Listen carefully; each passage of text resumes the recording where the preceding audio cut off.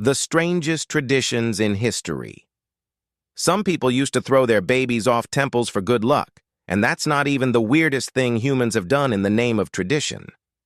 Throughout history, humans have come up with some absolutely bonkers ways to celebrate life, death, marriage, and pretty much everything in between. We're talking about traditions so bizarre that if someone suggested them today, you'd probably call the cops. But back then, totally normal Tuesday activities. I've spent weeks digging through historical records, and what I found will make you question everything you thought you knew about human behavior. We're going to explore traditions that involved shooting arrows at brides, burying sausages for weather luck, and yes, people literally dying from laughter. By the end of this video, you'll discover why ancient Greeks thought the funniest joke in history was worth dying for, how a German mayor's beard became a deadly weapon, and the shocking reason why some cultures still practice baby tossing today. But first, let me tell you about a tradition so dangerous that it killed more people than some wars. Let's start with something that sounds like a rejected idea from the Hunger Games. In ancient Rome, they had this thing called trial by ordeal. Basically, if someone accused you of a crime, you had to prove your innocence by surviving something that would probably kill you. Picture this. You're standing in front of a Roman judge, and he's like, "Okay, Marcus, to prove you didn't steal that goat, you need to walk across these red-hot coals barefoot. If your feet don't get completely destroyed, you're innocent. If they do, well, you're probably guilty and also crispy." The Romans weren't the only ones doing this madness. In medieval Europe, they'd make you stick your hand in boiling water to grab a stone. If your hand healed without infection in 3 days, God clearly thought you were innocent. If it got infected and you died, well, that's what you get for being a criminal, apparently. But here's where it gets really wild. In some parts of Africa, they had the trial by poison. You'd drink a toxic mixture made from tree bark, and if you threw it up, you were innocent. If you didn't throw it up, you died, which meant you were guilty. Talk about a lose-lose situation. The craziest part? This wasn't some rare occurrence. Thousands of people went through these trials, and historians estimate that about 60% of them died. That's a worse survival rate than most horror movies. But if you think risking death for justice is insane, wait until you hear about the tradition where people literally died from having too much fun. This is the story of Chrysippus, a Greek philosopher who became the first recorded person to die from laughter. And the joke that killed him? A donkey eating figs. Picture ancient Greece, around 206 BC. Chrysippus was this super serious philosopher who spent his days thinking deep thoughts about logic and reason. The guy literally invented propositional logic. You know, those if this, then that statements we still use today. So one day, Chrysippus is at a party, probably discussing the meaning of existence or whatever philosophers talk about at parties. He's had a few drinks, and he stumbles outside where he sees a donkey just going to town on some figs. Now, for some reason, this struck Chrysippus as the funniest thing he'd ever seen.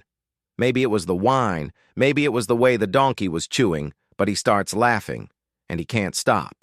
He's laughing so hard that he yells to his servant, "Give the donkey some wine to wash down those figs!"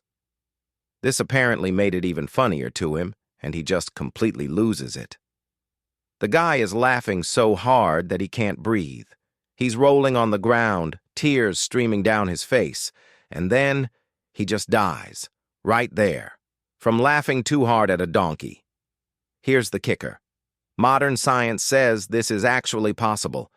If you laugh hard enough for long enough, you can have a heart attack or pass out from lack of oxygen. So Chrysippus literally laughed himself to death over what was basically ancient Greek slapstick comedy. The best part? His students were so embarrassed by how their brilliant teacher died that they made up a more dignified story about him dying from drinking too much wine. But the donkey story stuck around because, let's be honest, it's way more memorable. Speaking of memorable deaths, let me tell you about a guy whose facial hair became his downfall. Literally. Meet Hans Steininger, a 16th century Austrian politician who had the most magnificent beard you've ever seen. We're talking 4.5 feet of pure facial hair glory. This thing was so impressive that people would travel from neighboring towns just to see it. Hans was actually a pretty successful guy. He was the mayor of a town called Braunau am Inn for 6 consecutive terms. People loved him, partly because of his policies, but mostly because of that incredible beard. I mean, who wouldn't vote for a guy whose beard could probably be seen from space? Now, Hans was very protective of his beard. He usually kept it tucked away in a special leather pouch to keep it safe and clean. Think of it like a beard purse. But on September 28th, 1567, disaster struck. A fire broke out in the town, and Hans rushed to help fight it. In his panic, he forgot to tuck his beard into its protective pouch. So there he is, running through the streets with 4.5 feet of beard flowing behind him like some kind of hairy superhero cape. Hans is rushing down a flight of stairs when the inevitable happens. He steps on his own beard. The guy trips, tumbles down the entire staircase, and breaks his neck. He died instantly. The townspeople were so devastated by losing their beloved bearded mayor that they had his beard carefully removed and preserved. You can still see it today in a museum in Austria. Hans's ghost is probably still mad about that. But here's what makes this even more ridiculous.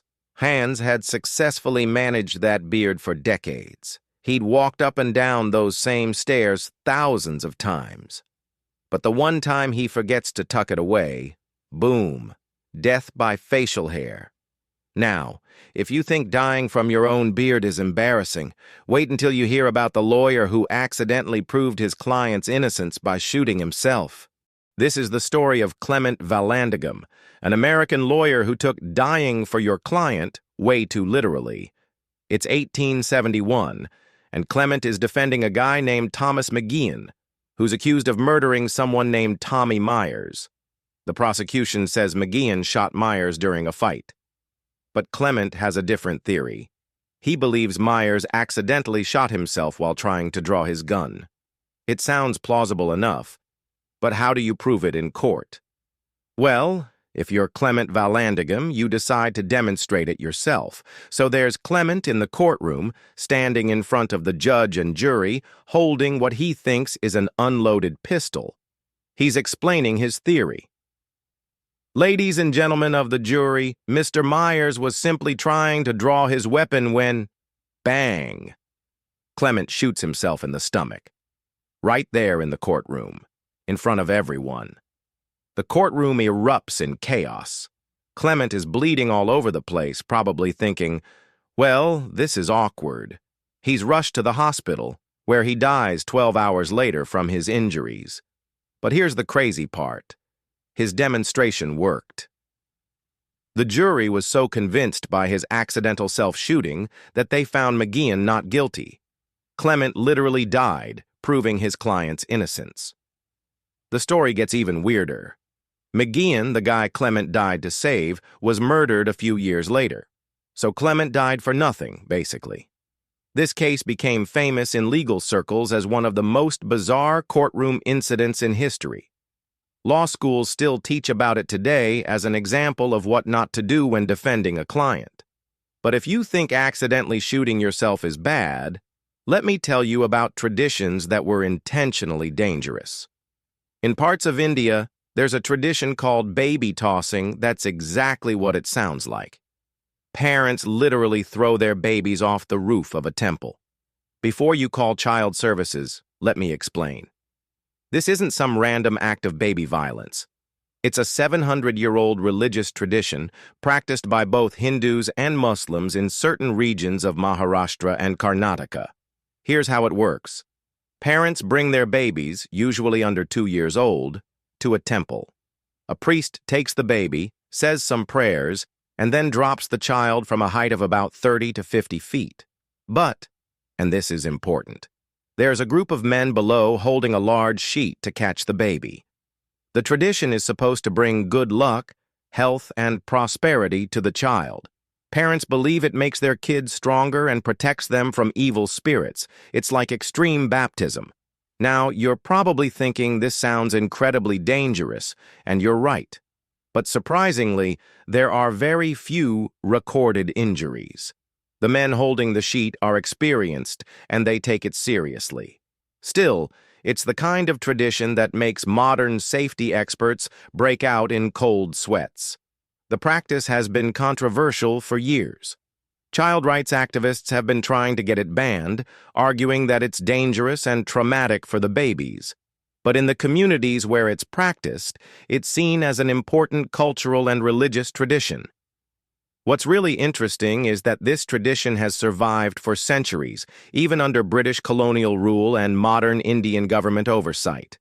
It shows how deeply rooted some cultural practices can be, even when they seem completely insane to outsiders. Speaking of traditions that seem insane to outsiders, let's talk about a Spanish festival where people throw tomatoes at each other for an hour straight. La Tomatina is basically the world's biggest food fight, and it happens every year in a small Spanish town called Buñol. On the last Wednesday of August, about 20,000 people gather to throw overripe tomatoes at each other until the streets look like a crime scene from a horror movie. The whole thing started in 1945 during a parade. One of the performers was wearing a big costume head that fell off during the festivities. The guy got angry and started hitting things, including a vegetable stand. Other people joined in, and soon everyone was pelting each other with tomatoes. The police broke it up, but the next year, people showed up with their own tomatoes, ready for round two. The authorities tried to stop it again, but it kept happening. Eventually, the town just gave up and made it official. Now it's a massive tourist attraction. The town brings in trucks full of specially grown tomatoes, about 150,000 kilograms of them. That's roughly 330,000 pounds of tomato ammunition. The rules are simple. Squish the tomatoes before throwing them to avoid injuries, don't bring bottles or hard objects, and stop when you hear the second cannon shot. For exactly 1 hour, it's complete tomato chaos. By the end, the streets are covered in red pulp, and everyone looks like they've been in a food processor. The cleanup involves fire trucks hosing down the entire town center. What makes this tradition so weird is that it serves no religious or cultural purpose. It's not celebrating anything specific. It's just pure messy fun that somehow became a tradition because people kept doing it. But if throwing food seems wasteful, let me tell you about a tradition where people bury sausages to control the weather. This is a real thing that's happening right now in the UK. Brides are burying sausages the day before their weddings to ensure good weather. I'm not making this up. The tradition supposedly works like this. You take a sausage, usually a Cumberland or bratwurst, and bury it in your backyard the day before your wedding. If you do it right, the weather gods will bless you with sunshine on your big day. There's no ancient folklore behind this. No religious significance. It's just something that started spreading on social media, particularly TikTok, and now brides are actually doing it. The best part? Some brides swear it works. They post videos of themselves burying sausages and then showing off their perfect wedding weather the next day. Of course, they conveniently forget to post when it rains anyway. Weather experts have pointed out that burying meat products has absolutely no effect on atmospheric conditions. But that hasn't stopped desperate brides from turning their gardens into sausage graveyards. This tradition is fascinating because it shows how quickly new superstitions can spread in the internet age. Something that started as a joke became a genuine practice that people actually believe in. From ancient philosophers dying of laughter to modern brides burying breakfast meats, humans have always found creative ways to make life more interesting. These traditions might seem crazy, but they all serve the same purpose. They bring people together, create shared experiences, and give us stories to tell. The next time you think modern life is weird, just remember that somewhere in history, someone thought it was perfectly normal to throw babies off buildings or die laughing at donkeys. At least we just argue about pineapple on pizza. And hey, if you're getting married soon, maybe skip the sausage burial and just check the weather forecast instead. Your garden will thank you. If you thought these traditions were wild, wait until you see what people used to do at funerals. That video is absolutely insane, and I guarantee it'll make you appreciate modern burial practices. Click here to watch it, and don't forget to subscribe for more bizarre historical content that'll make you question everything you thought you knew about human behavior.